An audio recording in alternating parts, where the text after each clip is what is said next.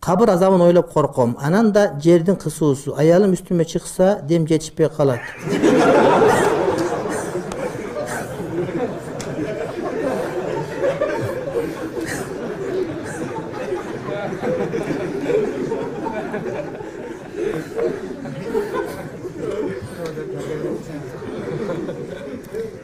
Жер кысканда эмне болор экенмин дейт.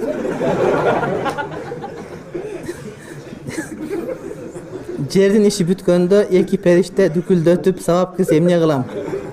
Кабыр азабы эмес, кабыр жыргалы барбы? Эки периште жакшы манады тосуп алуу үчүн кандай амал кылышыбыз керек дейт. Бар.